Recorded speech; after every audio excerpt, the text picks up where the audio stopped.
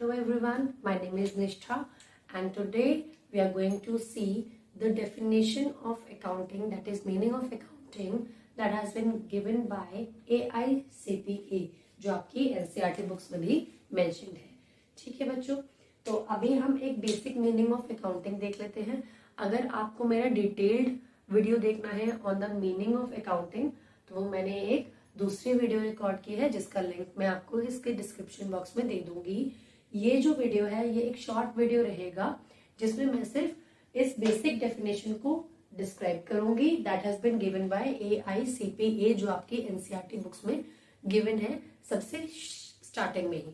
ठीक है, क्योंकि मैंने ये डेफिनेशन एक्सप्लेन नहीं की थी तो मुझे लगा कि शायद ये वीडियो में मुझे ये डेफिनेशन एक्सप्लेन करनी चाहिए क्योंकि सारी डेफिनेशंस सेम नहीं होती।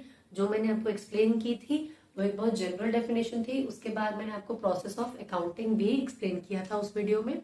तो आज मैं एक छोटी सी वीडियो में आपको सिर्फ ये बेसिक अकाउंटिंग की definition, what is the meaning of accounting that has been given by AICPA। ये AICPA क्या है तो बच्चे AICPA है the American Institute of Certified Public Accountants.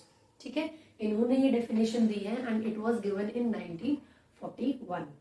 ठीक है, तो ये एक ऐसी डेफिनेशन है जो अगर आप अपने एग्जाम्स में लिखोगे तो you should write it with in quotes क्योंकि ये डेफिनेशन एज इट इज लिखी जाएगी जो इन्होंने दी है। ठीक है, तो सबसे पहले शुरुआत करते हैं। Accounting is the art of recording, it is an art. सबसे पहले तो it is an art of recording, पहले हम रीड कर लेते हैं then we will go through all the keywords.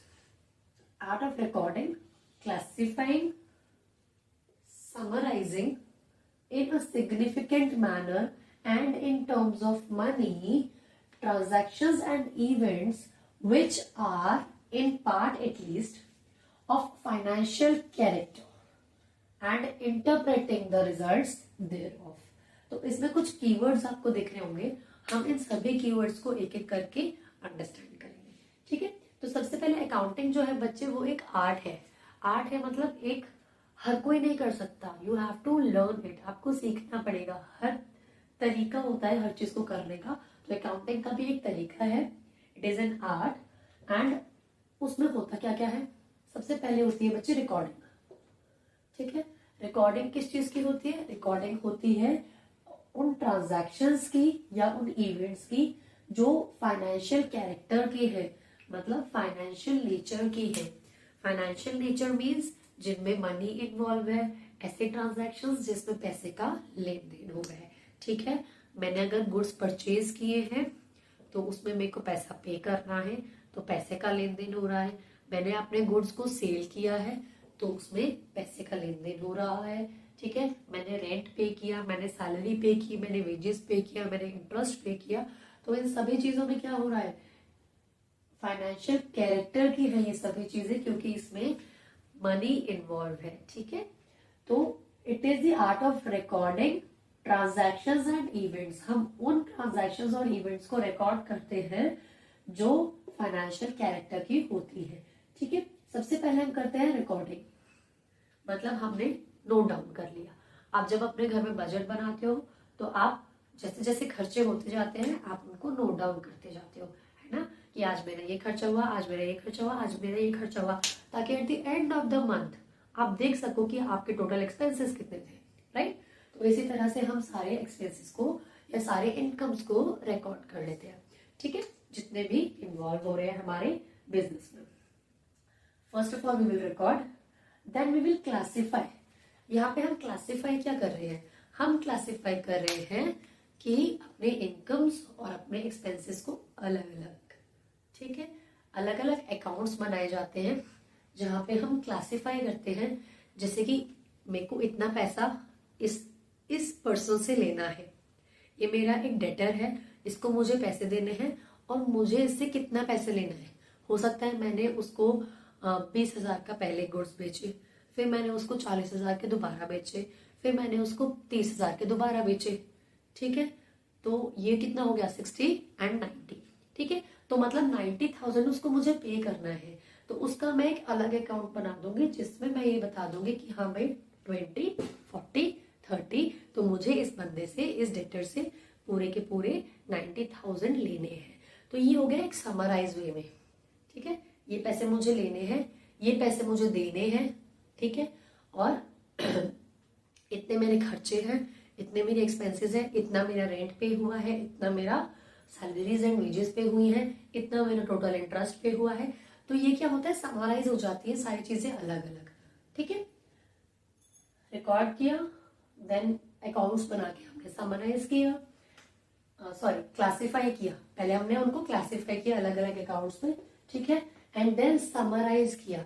Summarise कैसे, जब हम टोटल देखते हैं कि टोटल डेटर्स इतने तो मुझे 90,000 मिलने हैं, टोटल क्रेडिटर्स इतने तो मुझे इतने पैसे पे करने हैं, ठीक है। मान लो मेरे पास एक, मैंने मशीनरी का अकाउंट बनाया, क्लासिफाई किया जब, तो मैंने मशीनरी खरीदी एक बार मैंने 1 लाख की मशीनरी खरीदी, उसके बाद मैंने 40,000 की मशीनरी खरीदी, ठीक है। तो ये मेरे पास टोटल मशीनरी हो गई 1,40,000 की। उसके बाद मैंने 50,000 की मशीनरी सेल ऑफ कर दी, तो उसके बाद मेरे टोटल जो बैलेंस आएगा वो आएगा 90,000, राइट। तो वो हो गया मेरा समराइज। तो टोटल जो मेरे पास हो गया हर अकाउंट का, तो मेरे पास एक समरी बन के आ जाएगी।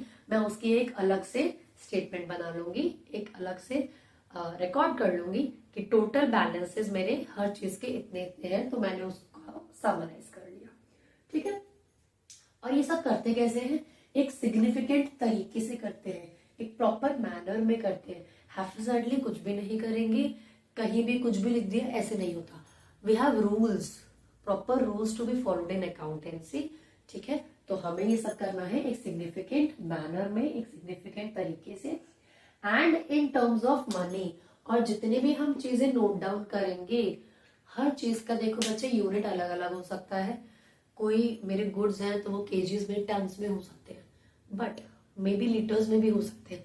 बट यहाँ पे मैं जो भी चीजें रिकॉर्ड करूंगी, that will be recorded only in terms of money, in terms of rupees, ठीक है।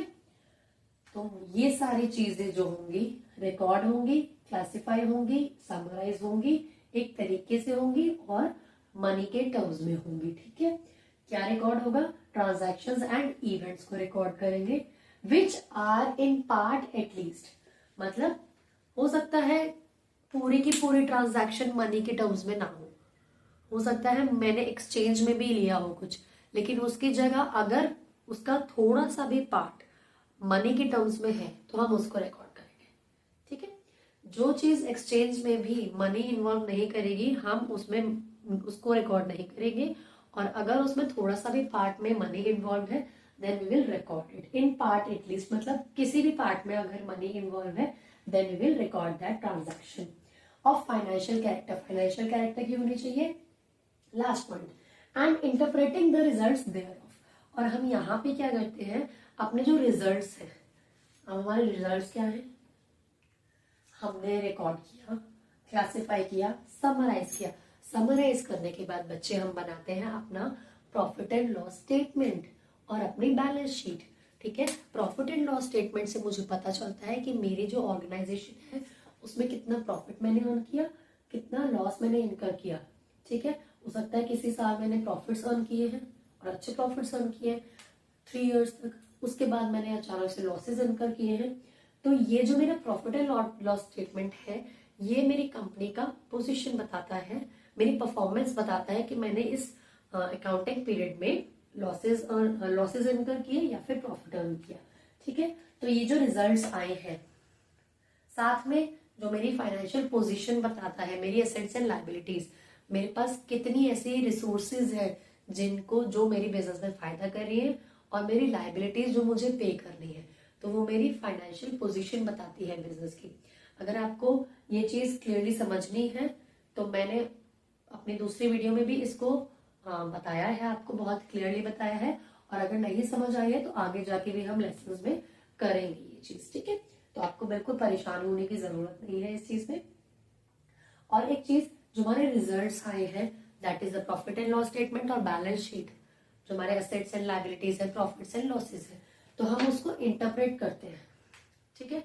इंटरप्रेट करते हैं कि हमसे क्या कोई भूल हो गई है, क्या कोई चीज नहीं होनी चाहिए थी, अगर हमें लॉसेस इनकर किए हैं तो क्यों किए हैं, क्या क्या परेशानियां रही, क्या क्या कमियां रही, ताकि हम उसको इंटरप्रेट कर सके, ठीक है।